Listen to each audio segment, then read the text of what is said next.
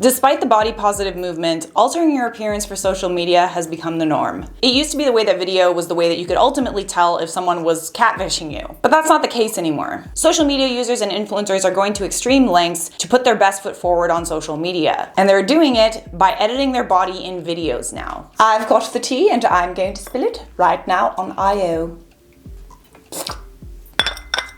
Welcome back to InformOverload. We tell you about what's trending on the internet. I'm Charlotte Dobre, resident talker, potato queen, professional exposer, I guess. Subscribe for a different take on the news and follow us on social media if you don't already. Because our normal ability to be social is restricted right now, most of us have spent a lot of time trying to be social on social media. Anyone else's screen time up like 30% since the pandemic started? As a result, we are consuming more content than ever, and we're being bombarded with images and advertisements all day long. I don't know about you guys, but the more I look at images of perfect bodies, the worse I feel about myself. Because we as humans compare ourselves to other people. And that's not just my opinion, that's science. There are countless studies that back up this claim. According to UNSW and Macquarie University, only half an hour a day of scrolling through Instagram can make women feel negatively about their face and bodies. The sad truth is, image is everything. Envy sells, and it's unlikely that this problem will ever go away. People are only gonna get sneakier. I just want you guys to know that it's not my aim to shame anybody with this video. All I wanna do is raise awareness that this kind of stuff is happening, and it's happening right under our noses.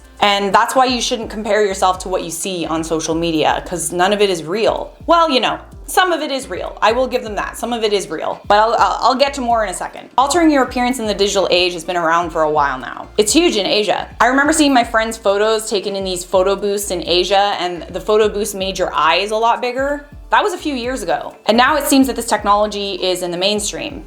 It's as accessible as opening up Snapchat or Instagram. You can use pretty filters on your face in Snapchat and Instagram, and suddenly you look picture perfect. And because everybody's doing it, it's becoming the norm. It's making us want to change things about ourselves to look like that in real life. And it's making us spend money on things like apps, plastic surgery, diet regimens, and diet products like flat tummy tea. But when people are editing their bodies on social media, it could be seen as unethical, especially if that influencer is trying to sell you something like a diet regimen, their 30-day diet plan that you have to pay $300 for, or, you know, diet products like flat tummy tea and those appetite suppressant lollipops. They're all over the place. All those ads are everywhere on Instagram. So how is this possible? How are people doing this? The truth is, anything that can be done in Photoshop to photos can actually be done to videos as well in Photoshop, to moving images. There's tools for warping and liquefy and tracking. You can reshape someone, and even if there's motion in the video, those effects will stay in place as the subject moves. After Effects is a much better tool for this, but it's not really accessible to the general public because, well, number one, it takes a lot of experience to know how to do it, probably years and years of training, and it's also really time consuming, which doesn't really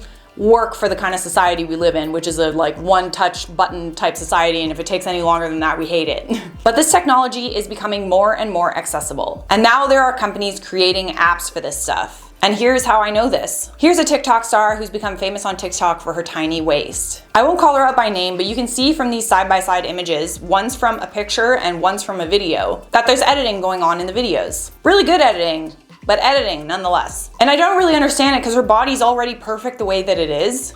Like it's goals, like it's body goals. And she already has a tiny waist. Why make it anatomically impossible? As I looked through people who did duets with her on TikTok, it was pretty much all young women who were reacting to the tiny size of her waist and making a joke about how bad they felt about it. But the fact is it's not a joke. You can say that it's a joke on social media, but like that's how people feel when they look at a tiny waist like that that's completely impossible to achieve. And I honestly don't really think that it would be a problem if she was open about the fact that she uses editing apps, but she claims that her waist is that small because she had ribs removed, which is already like, oh damn, okay, now I gotta get ribs removed to have a waist that small. But we know that this is a lie because the photos that I showed you were taken within the same time frame.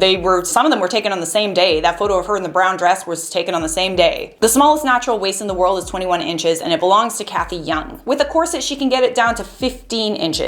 This TikTok star's waist looks to be about 12 inches without a corset. It's just a bit smaller than the circumference of her neck. So I'm just saying, Where's her world record? She's using an editing app for videos, which is why she moves very little when she dances. The more you move, the harder it will be for the app to track you, and it'll glitch in and out. You might have seen, you know, a little bit of glitching going on in like the Kardashians videos and stuff like that. Sometimes the door frames will come in and out, and the sides of the frame will just kind of like wiggle a little bit. Yeah, that means that there's editing going on in their videos. All right, so the burning question.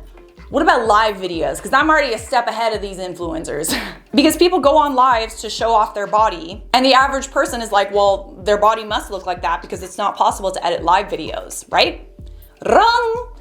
Wrong again. Let me introduce you to SenseTime. I already introduced it to you at the beginning of the video, but now I'm gonna explain what it is. SenseTime allows you to look picture perfect in a live stream by slimming down your body, and in some cases, making you look taller. It can do a lot of things. It can make your breasts larger, slim down your arms, slim your thighs. The app is used by live streamers in Asia. There are 3.5 million live streamers in China that are watched by 350 million people. That's every single year. And for them, the app is all about convenience. These live streamers do this as a job, and some of them don't want to, you know, put makeup on all day long and touch up every 5 seconds, so they pop on a filter and boom, they look amazing. The problem is the technology is not perfect yet, and sometimes it'll glitch, which is what happened with the case of that Chinese live streamer who convinced her followers that she was a young woman, but when her filter glitched, it became apparent that she was more like a 50-year-old woman. SenseTime is an app produced by Meitu, a company that has made a lot of touch-up apps. The company was founded in 2014, and it uses facial recognition systems, the same facial recognition systems used by Chinese authorities to track inmates and identify suspects. And it uses Sense AR, augmented reality, and body alignment to pinpoint moving images. It can track your movement and enhance your shape. You guys should also know that it is possible to bypass the live stream on Instagram Live and live stream saved videos that were already edited in the past. So the viewer thinks that they're looking at like a live recording when in fact they're looking at an altered recording that was already made previously. Well, I know some of you might be going to your app store to download all these and you're like, wow, I want to do this.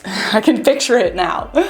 I know you're doing it. I need you to bear something in mind, okay? I can definitely see the appeal to want to look a certain way on social media for complete strangers or maybe even the people that you know. You know, it feels good when you get that text from your ex-boyfriend and he's like, hey, you look really good. And it's like, yeah, no. After all, you've probably looked at someone's body on social media and been like, wow, I wish I looked like that. But even if you don't care about it damaging everyone else's self-esteem, it's gonna damage your own. As soon as you turn those filters off, you're gonna see what you look like in real life. And you're gonna feel bad because your real self is something that you're comparing to a version of yourself that's completely unattainable, at least not instantly. Your boobs can't grow gigantic with a click of a button. You can't shave 5 inches off your waist instantly. And even with rigorous diet and exercise, which often leads to eating disorders, it is very difficult to get your body to look that way naturally. Most people turn to plastic surgery, and even then, there's a lot of cases of botched plastic surgeries. Here are some examples of bad liposuction. Unfortunately, it's kind of sad because I don't think it's gonna matter how many videos like this I do. It's probably not gonna change anything. When influencers were exposed for photo editing, they turned to videos. And now that videos were exposed, they're turning to live streams. People will get sneakier and sneakier, and they're always gonna find a way. As someone who likes taking selfies, I get it, man. Those pretty butterflies on your face, they look cute. And if you wanna do it because it makes you look cute, then like go ahead and do it, girl. But when you use them so often, you're gonna get used to seeing yourself like that. And then you're gonna look in the mirror and be like, I wanna change stuff about myself so I look more like these Instagram filters. All this video is meant to do is to let you guys know that you shouldn't compare yourself to stuff that you see on social media, because it's all BS. I want you guys to know that you guys are beautiful without filters. And you can't trust the images that you see on social media. The images that make you wanna take a trip to the plastic surgeon's office.